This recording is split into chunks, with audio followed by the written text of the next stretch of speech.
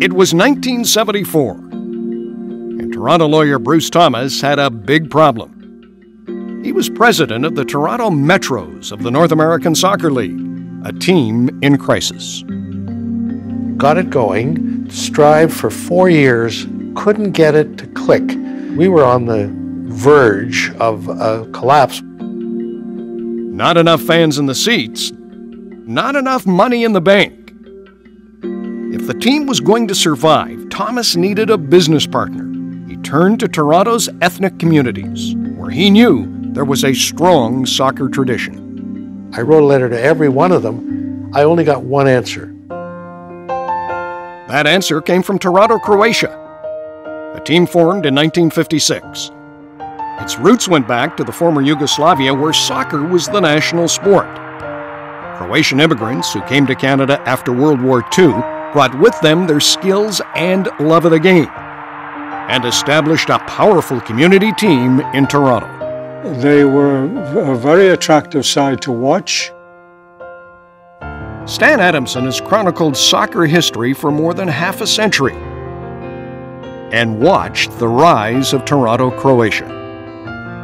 They won about 24 championships in the 60 years. And there was nowhere to go further.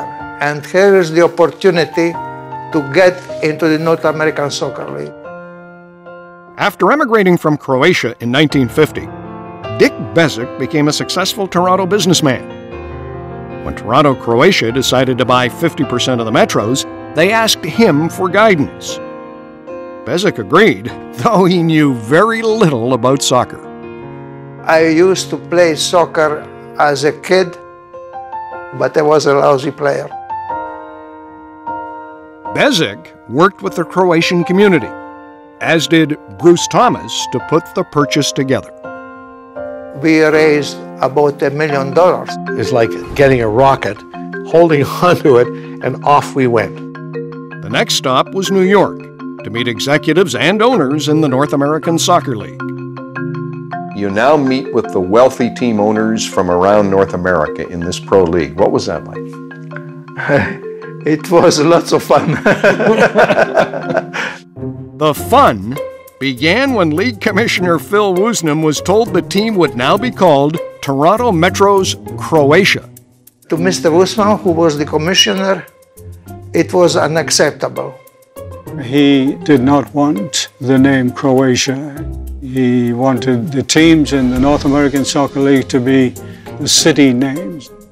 And Dick made it clear. He was a very effective communicator in his own way. And I said to him, Mr. Commissioner, if you are going to continue this way, I am getting up and leaving. In the end, it was Woosnam who blinked. Phil Woosnam threw a piece of paper in front of me, which said that the Toronto franchise could be called Toronto Metros Croatia. We couldn't believe it. 4 goals to 3, all 4 to Eusebio. The next piece to fall into place for Metros Croatia was this man, Eusebio, an international superstar for Portugal and arguably the second best player in the world. The 1966 World Cup, he scored an amazing 4 goals in 1 game. In 1975, Eusebio signed with Boston of the North American Soccer League. Along with the great Pele of the New York Cosmos, Eusebio was one of the league's marquee attractions. Certainly one of the best players in the world. Pele #1, Eusebio #2. In 1976, Boston was on the verge of folding and began selling off players. When the 34-year-old Eusebio became available, Toronto signed him to a 1-year contract. It was like an image that God had sent us, as some sort of a guardian angel. A member of Canada's national team, Robert Iarushi was also a 21-year-old defender with the Toronto Metros Croatia when Eusebio joined the team. He walked in and he was this big giant of a man with sunglasses, and his hair was perfect. And he was a leader on the field. He was a mentor, and he loved being the captain of the Toronto Metros Croatia. Crossing and a there's a goal! Eusebio!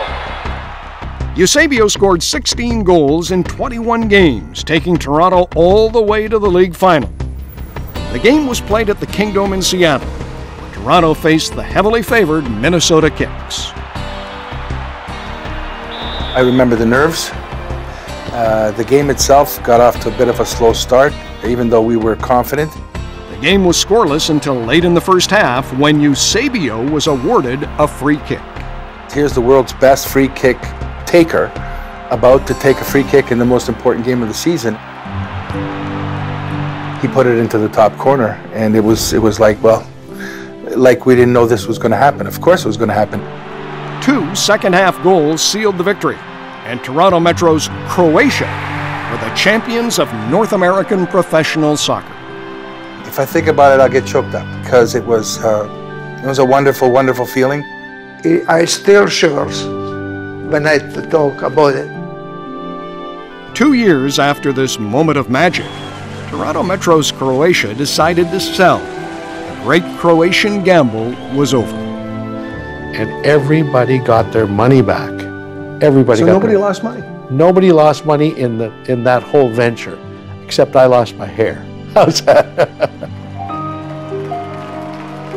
The Toronto-Croatia soccer tradition carries on today. There's a team in the city's indoor arena league, and there's an academy to develop young players, both sponsored by businessman Joe Pavicic. Toronto Croatia is a brand. It is important that Toronto Croatia stay alive, building soccer in this country. It's Pavicic's way of honoring a proud soccer legacy and its greatest victory. Toronto Metro Croatia was recognized from Canadian Hall of Fame of Soccer, and that is going to stay in this country forever. The Croatian community will always be a pillar in the history of the game, taking over the Toronto Metros and giving the soccer fans of this city one of the great memories, soccer memories of all time. There's a beautiful story.